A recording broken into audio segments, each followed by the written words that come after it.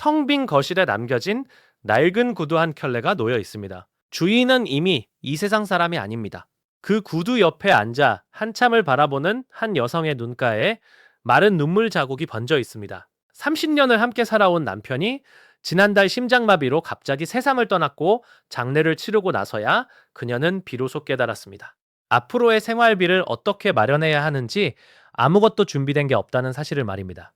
대한민국이 빠르게 늘어가고 있습니다. 시작하기에 앞서 구독과 좋아요 눌러주시면 영상 제작에 큰 힘이 됩니다. 2026년 올해 우리나라의 65세 이상 인구 비율은 처음으로 21%를 넘어섰습니다. 국민연금 수급자 수도 800만 명 시대를 열었습니다. 그런데 이 거대한 연금 제도 속에 유독 사람들이 잘 모르는 영역이 하나 있습니다. 바로 유족연금이라는 것입니다. 배우자가 먼저 세상을 떠났을 때 남은 가족에게 지급되는 이 연금은 노후의 마지막 안전망이라 할 수 있습니다. 그런데 놀랍게도 유족연금 수급자의 약 67%가 월 20만 원에서 40만 원 사이를 받고 있다는 사실을 알고 계셨나요?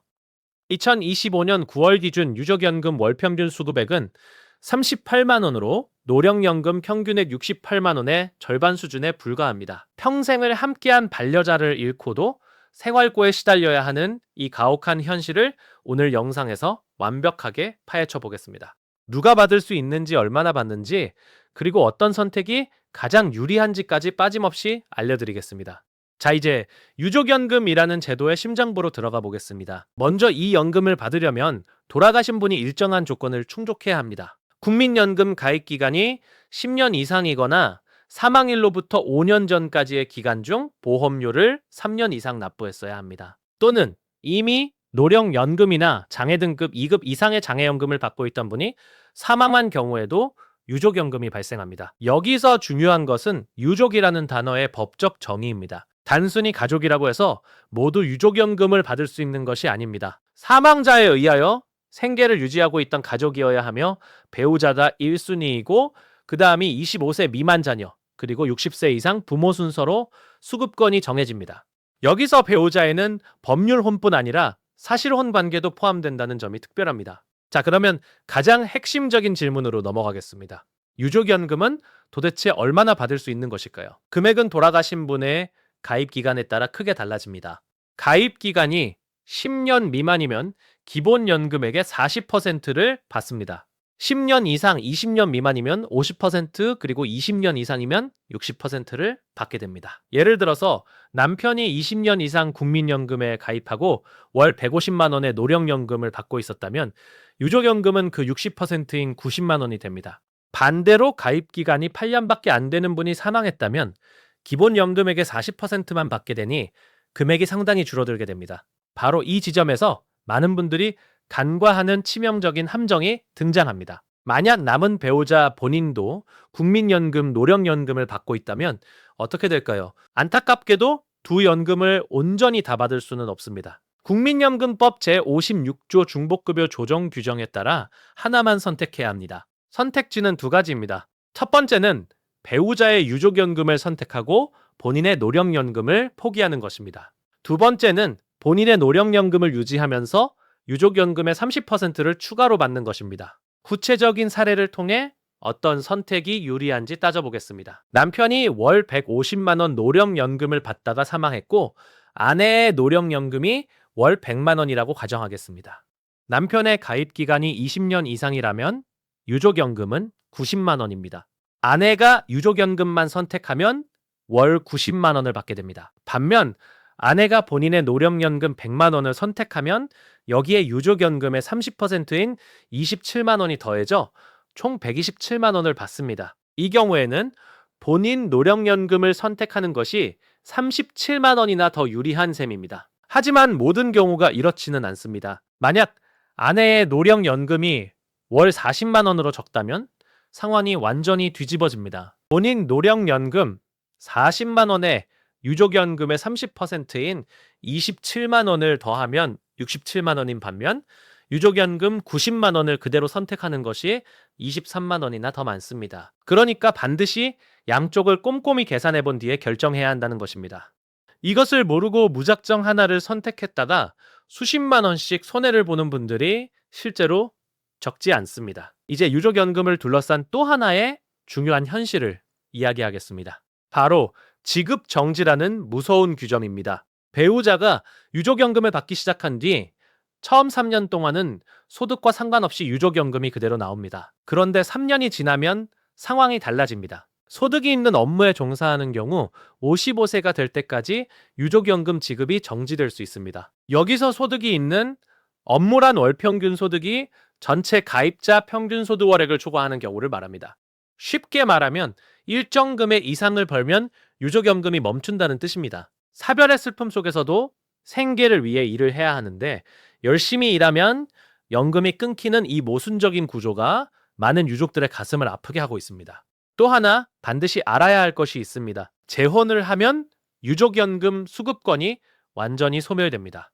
법률 혼뿐 아니라 사실혼 관계를 맺어도 마찬가지입니다. 그리고 한번 소멸된 수급권은 재혼 후 다시 이혼하더라도 절대 되살아나지 않습니다. 새 출발을 하고 싶어도 연금이 끊길까봐 재혼을 망설이는 어르신들이 현실에 수없이 많습니다. 사실혼으로 함께 살면서도 혼인신고를 하지 않는 이른바 사실혼 회피 현상까지 나타나고 있다는 것은 이 제도의 어두운 그림자라 할 수 있습니다. 그렇다면 유족연금을 받을 유족이 아예 없는 경우에는 어떻게 될까요? 이때는 사망 일시금이라는 별도의 제도가 작동합니다. 유족연금이나 반환일시금을 받을 수 있는 유족이 없을 때 좀 더 넓은 범위의 가족에게 장래부조 성격으로 일시금을 지급하는 것입니다. 다만 이 금액은 유족연금에 비하면 매우 적은 편이므로 가능하다면 유족연금 수급 조건을 미리 갖추어두는 것이 훨씬 현명합니다. 한 가지 좋은 소식도 함께 전합니다.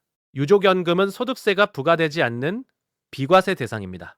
건강보험료 산정에도 포함되지 않으며 기초연금 감액 사유에도 해당하지 않습니다. 즉 유족연금을 받는다고 해서 기초연금이 깎이거나 건강보험료가 올라가는 일은 없다는 뜻입니다. 이 부분을 모르시는 분들이 정말 많은데 꼭 기억해 두시기 바랍니다. 자, 그러면 실제 현장의 목소리를 들어보겠습니다. 20년 넘게 가정을 지켜온 한 60대 여성은 남편이 세상을 떠난 뒤 유족연금으로 월 35만 원을 받고 있었습니다. 월세와 공과금을 내고 나면 식비로 쓸 수 있는 돈은 하루에 5천 원도 채 되지 않았습니다. 결국 그녀는 새벽 4시에 일어나 재래시장에서 일을 시작했고 3년 뒤부터는 소득 기준에 걸려 유족연금마저 정지될 위기에 놓였습니다. 이런 사례가 한두 건이 아닙니다. 남성 노령연금 평균 수급액은 약 67만 원인 반면 여성은 약 35만 원 수준으로 거의 절반에 그칩니다. 여성들이 결혼 후 경력 단절로 가입 기간이 짧아진 결과입니다. 남편이 먼저 사망하면 아내에게 돌아오는 유족연금은 이미 적은 남편 연금의 또다시 40에서 60%에 불과합니다. 2중 3중으로 줄어드는 구조 속에서 홀로 남겨진 배우자의 노후는 그야말로 벼랑 끝에 서게 됩니다. 65세 기준으로 남녀 기대 연령 차이는 4.2년입니다. 같은 나이의 부부라면 아내가 남편보다 평균 4년 이상 더 오래 살고 남편이 5세 연상일 경우 이 격차는 8년 이상으로 벌어집니다. 홀로 남겨져 8년 이상을 턱없이 부족한 유족연금으로 버텨야 한다는 현실은 결코 남의 이야기가 아닙니다. 그래서 지금 당장 해야 할 일이 있습니다. 첫째로 국민연금공단 누리집이나 전화상담을 통해 본인과 배우자의 예상 연금액을 반드시 확인하시기 바랍니다. 둘째로 만약 배우자가 먼저 사망했을 때를 가정하여 유족연금과 본인 노령연금 중 어느 쪽이 유리한지 미리 계산해 두시기 바랍니다. 셋째로 유족연금만으로는 부족한 노후소득을 어떻게 보완할 것인지 개인연금이나 저축 계획을 세워두는 것이 현명합니다.